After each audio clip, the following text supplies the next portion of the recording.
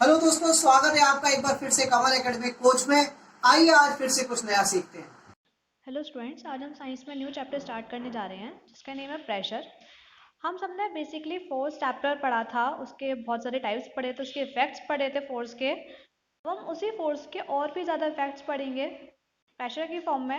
जैसे कुछ एग्जांपल देती हूँ। जब हम बाइसाइकिल पंप जो होता है उसका हैंडल डाउन प्रेस करते हैं, जब उसकी साइकिल में हवा भरते हैं, पहिए में हवा भरते हैं, तो जब उसको प्रेस करते हैं तो एयर की जो प्रेशर है पंप के अंदर वो इंक्रीज हो जाती है, और इससे क्या होता है, बाइसाइकिल टायर इन्फ्लेट हो जाता है और फेल हो जाता है। और कब, जब हम बाइसाइकिल के हैंडल को पुश करते हैं, उसके पंप को पुश करते हैं, तो फोर्स अप्लाई होता है उसके पिस्टन के सरफेस एरिया पर। फोर्स की जो इफेक्ट है वो डिपेंड रहती है ऑब्जेक्ट के एरिया पे। देन नेक्स्ट एग्जांपल है, जब हम खड़े होते हैं मेनली तो हमारा सारा वेट होता है सब पैरों के ऊपर होता है, उसी के ऊपर लगता है। तो और जब हमारी पूरी होल बॉडी जो है पैड के ऊपर लाई करती है, जब हम लेटे होते हैं मेनली, तो जो हमारा वेट होता है वो डिस्ट्रीब्यूट हो जाता है पूरी बॉडी में, जो कि एरिया के लार्ज है कंपेयर टू फीट जो है। तो मेनली इस फोर्स के इफेक्ट को हम बोलते हैं प्रेशर, जो कि एक एरिया के ऊपर गिवन रहता है। तो इससे कंक्लूड मेनली ये निकला, जो प्रेशर है वो टू फैक्टर्स पे डिपेंड रहता है। फोर्स अप्लाइड, कितना फोर्स अप्लाइड किया जा रहा है, और कितने एरिया के ऊपर फोर्स एक्ट किया जा रहा है। तो यहाँ से मिली प्रेशर क्या होगा, फोर्स पर यूनिट एरिया। तो इस फॉर्मूले से अगर हम देखते हैं, अगर एरिया जो है वो कम है किसी भी बॉडी का, तो जितना एरिया कम है उतना ज़्यादा प्रेशर एक्सर्ट होगा उसके थ्रू, और जितना ज़्यादा एरिया है उतना कम प्रेशर एक्सर्ट होगा, और जितना ज़्यादा फोर्स अप्लाई होगा किसी भी बॉडी पे उतना ज़्यादा प्रेशर भी अप्लाई होगा, उतना ज़्यादा प्रेशर एक्सर्ट होगा। तो हम प्रेशर को फोर्स के टर्म्स में डिफाइन कर सकते हैं। प्रेशर जो है वो मेनली फोर्स के दूसरे टर्म्स में डिफाइन हो सकती है, जिसे बोलते हैं थ्रस्ट। किसी भी बॉडी सरफेस से फोर्स जो है वो परपेंडिकुलरली एक्ट करती है, एक्सर्ट करती है, जिसे बोलते हैं हम थ्रस्ट। एक्चुअली थ्रस्ट जो है वो टोटल फोर्स है एक्टिंग उसकी सरफेस पे, बॉडी की सरफेस पे। मतलब ये कह सकते हैं प्रेशर जो है वो थ्रस्ट पर यूनिट एरिया है, और प्रेशर की ऐसा यूनिट होती है पास्कल, जिसे हम डिनोट करते हैं पीए से। और भी एग्जांपल्स देखते हैं प्रेशर के, जो कि नेचर में होते हैं हमारे आसपास, जो रोजाना से होते हैं। जैसे कि सैंड, मिट्टी में चलना बहुत डिफिकल्ट होता है डेजर्ट वगैरह में, क्योंकि हमारे जो पैर होते हैं वो उसमें अंदर चले जाते हैं, उसमें डूब जाते हैं। और दूसरी तरफ जो कैमल होते हैं, जो कि हमसे कहीं ज़्यादा हैवी होता है, वो इजीली सैंड पर चल सकता है। क्यों? क्योंकि कैमल्स के जो होते हैं ब्रॉड फीट होते हैं, और जो कैमल का वेट होता है वो उसके पूरे फीट पे, उसके एरिया पे स्प्रेड हो जाता है। तो इससे क्या है, प्रेशर एक्सर्ट होता है उसकी बॉडी के थ्रू, वो बहुत कम होता है सैंड पे, और इसके थ्रू वो चल सकता है। देन नेक्स्ट एग्जांपल देखते हैं, स्कूल बैग होता है, उसकी जो स्ट्रिप होती है वो चौड़ी होती है, बहुत मोटे कपड़े की होती है। तो उससे क्या होता है, जो बैग का वेट होता है वो हमारे पूरे शोल्डर पे के एरिया पे फैला रहता है। तो इससे क्या होता है, प्रेशर जो है वो कम प्रोड्यूस होता है शोल्डर पे, और चाइल्ड जो है वो मेनली हैवी बैग्स को आराम से कैरी कर सकते हैं। अगर स्कूल की उसकी स्ट्रिप्स जो है वो अगर थिन होगी, पतली होगी, तो जो स्कूल बैग का वेट होता है वो हमारे शोल्डर के एक छोटे से एरिया पे ही रहेगा। इससे क्या होगा, बहुत लार्ज प्रेशर एक्सर्ट होगा, और पेनफुल भी हो सकता है हम सब के लिए स्कूल बैग को कैरी करने के लिए। देन नेक्स्ट एग्जांपल आता है, सैंड पर फ्लैट शूज पहनकर चलना बहुत इजी होता है, जबकि हम हील्स वाले सैंडल के साथ उस पर नहीं चल सकते हैं, जिसकी पेंसिल या शार्प हील्स होती हैं। क्योंकि फ्लैट शूज जो है वो मेनली उसका एरिया जो होता है बहुत ग्रेटर होता है जब वो सैंड के कांटेक्ट में आता है, और उससे क्या होगा, प्रेशर लेस एक्सर्ट होगा ग्राउंड पे।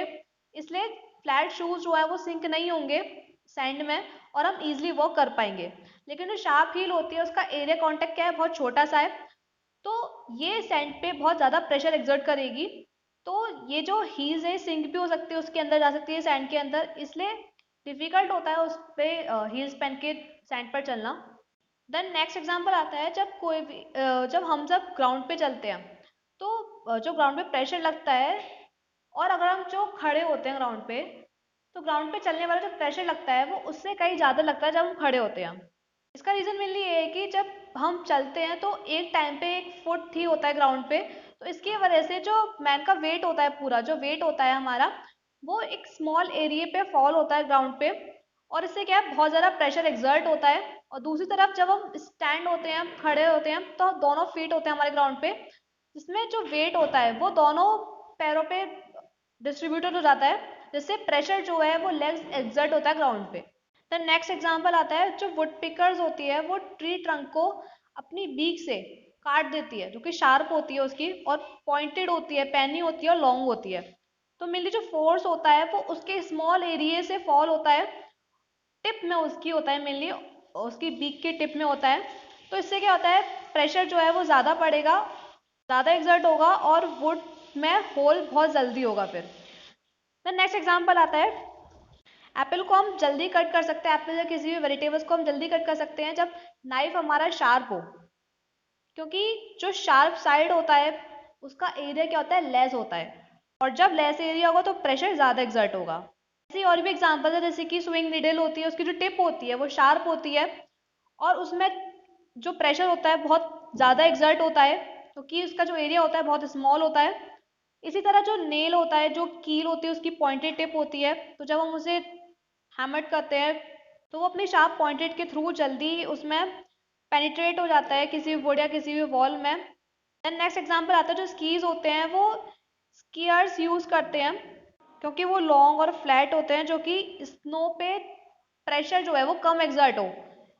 इससे क्या है, मेनली जो स्कायर्स होते हैं वो स्लाइड ना हो सके स्नो पर जल्दी से, और उनके जो फीट है वो सिंक ना हो ग्राउंड के अंदर। तो नेक्स्ट एग्जांपल आता है, जो बसेस और ट्रक्स के टायर्स होते हैं वो बहुत चौड़े होते हैं और डबल व्हील्स के होते हैं, क्योंकि जो टायर्स में जो प्रेशर होता है वो कम हो जाता है और फिर वो फटने के चांसेस नहीं रहते उसके में। मेनली जितने बड़े व्हील्स होंगे उतना कम प्रेशर अप्लाई होगा उन पे, तो ये इजीली ज़्यादा वेट कैरी कर सकते हैं। तो नेक्स्ट एग्जांपल आता है, जो पोर्टर्स होते हैं वो मेनली पगड़ी पहनते हैं, ऊपर टर्बन पहनते हैं जब वो कोई भी हैवी लोड्स कैरी करके लेके जाते हैं, कोई भारी सामान कैरी करके ले जाते हैं। इससे क्या होता है, जो प्रेशर होता है वो उनके हेड पे जो प्रेशर होता है वो कम एक्सर्ट होता है। तो नेक्स्ट एग्जांपल आते हैं कि जो आर्मी टैंक होती है उसकी जो वेट होता है वो 1000 टन से बहुत ज़्यादा होता है, तो उसके जो मेनली उसकी जो व्हील्स वगैरह नहीं होती हैं, रबर टायर्स वगैरह की व्हील्स नहीं होती हैं, उसके मेनली क्या होता है, कंटिन्यूस चेन का वाइट स्टील की बेल्ट प्रोवाइड की जाती है उसके नीचे, देखा होगा। तो उससे क्या होगा, जो प्रेशर होता है ग्राउंड पे वो कम एक्सर्ट होता है। तो नेक्स्ट एग्जांपल आता है कि जो रेलवे लाइंस में वुडन स्लीपर्स रखे जाते हैं उस पर लगाए जाते हैं, जो ट्रेन का प्रेशर को कम एक्सर्ट करने के लिए ग्राउंड पे। तो इससे क्या है, रेलवे लाइंस जो है वो मेनली सिंक नहीं होते ग्राउंड के अंदर। तो नेक्स्ट एग्जांपल ये आता है, जो बहुत बड़ी बड़ी बिल्डिंग्स होती है, लंबी बिल्डिंग्स होती हैं, उसका जो फाउंडेशन होता है, उसका जो बेस होता है वो मेनली चौड़ा रखा जाता है, क्योंकि बिल्डिंग का जो वेट है वो कम प्रेशर एक्सर्ट करे ग्राउंड में और बिल्डिंग जो है वो ग्राउंड के अंदर सिंक ना हो पाए। तो मेनली ये कुछ एग्जांपल्स थे प्रेशर के। प्रेशर लिक्विड्स में किस तरीके से वर्क करता है, तो मेनली सॉलिड्स के तरीके से लिक्विड्स और गैसेस जो हैं, जिन्हें साथ में लेके फ्लूइड्स बोलते हैं, वो भी प्रेशर अप्लाई करती हैं। सॉलिड्स के जैसे जो लिक्विड्स है उसकी डेफिनेट शेप नहीं होती, वो किसी भी वेसल में आके उसका शेप कंटेन कर लेती है। सॉलिड्स के जैसे जो लिक्विड्स का प्रेशर होता है वो थ्रस्ट पर यूनिट एरिया नहीं होता, ये डिपेंड्स होता है सिर्फ उसकी हाइट पे और उसकी डेंसिटी पे, लिक्विड की। जो है वो मेनली प्रेशर एक्सर्ट करती हैं सरफेस, किसी भी सरफेस पे उसकी अपनी वेट की वजह से। और फ्लूइड्स जो है, फ्लूइड्स के पास खुद का एक वेट होता है, इसलिए जो ये प्रेशर एक्सर्ट करती है बेस पे या किसी भी कंटेनर के वॉल पे जहाँ पे वो इनक्लोज है, जहाँ पे वो बंद है। अब जैसे जब हम बलून को फिल करते हैं वाटर से, तो ज़्यादा अगर लिक्विड फिल हो जाता है उसमें, ज़्यादा पानी फिल हो जाता है उसमें, बलून क्या है मेनली वो बर्स्ट हो जाता है। तो बैलून की जो वॉल्स होती हैं वो बाहर की तरफ आ जाती हैं, क्योंकि अंदर का जो पानी होता है उसकी प्रेशर की वजह से। और बलून मेनली बर्स्ट इसलिए होता है क्योंकि जो उसकी वॉल्स है, बलून की वॉल्स हैं, वो प्रेशर ज़्यादा एक्सर्ट हो जाता है, वाटर के थ्रू इंक्रीज हो जाता है प्रेशर, और बैलून का जो सरफेस एरिया होता है, उसकी जो वॉल्स का सरफेस एरिया होता है वो डिक्रीज होता चला जाता है और फिर वो बर्स्ट हो जाता है। तो मेनली अब हम ये बोल सकते हैं कि जो प्रेशर है किसी भी लिक्विड में, उसके अंदर जाके वो 2 फैक्टर्स के ऊपर डिपेंड करता है। लिक्विड की हाइट पे, कि जितनी ज़्यादा हाइट होगी लिक्विड्स की उतना ज़्यादा प्रेशर होगा, और लिक्विड की डेंसिटी पे, अगर डेंसिटी लिक्विड्स की ज़्यादा होगी तो जितनी ज़्यादा डेंसिटी होगी लिक्विड की उतना ज़्यादा प्रेशर होगा। और जो लिक्विड है वो प्रेशर जो एक्सर्ट करता है वो सारे डायरेक्शन में एक्सर्ट करता है, downward, upward, sideways, sub direction में प्रेशर एक्सर्ट करता है वो। और प्रेशर जो है वो सब सेम होता है सारे डायरेक्शन में। मेनली ऐसा देखा होगा, जब ऑब्जेक्ट्स जो है वो वाटर के अंदर सबमर्ज करते हैं, उसके अंदर डालते हैं पानी के अंदर, तो वो अपनी वेट से कम हैवी हो जाता है, जितना वो एयर में हैवी होता है वो पानी में जाके वो कम हैवी हो जाता है। ये मेनली फैक्ट है इसका, जैसे कि कोई भी ऑब्जेक्ट जब पानी के अंदर जाती है तो वाटर जो है वो फोर्स एक्सर्ट करता है ऊपर की तरफ। इनफैक्ट सारे लिक्विड्स जो हैं वो प्रेशर एक्सर्ट करते हैं ऊपर की तरफ जब कोई भी ऑब्जेक्ट उसमें इमर्ज होती है।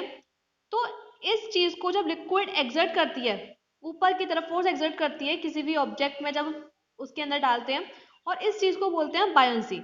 और जो फोर्स जो है वो ऊपर की तरफ आ रहा है किसी भी ऑब्जेक्ट में जब हम लिक्विड में इमर्ज कर रहे हैं उसके अंदर डाल रहे हैं, उस फोर्स को बोलते हैं मेनली बायंट फोर्स, या दूसरे वर्ड्स में बोलते हैं जो बायंट फोर्स मेनली अपथ्रस्ट के नाम से भी जाना जाता है।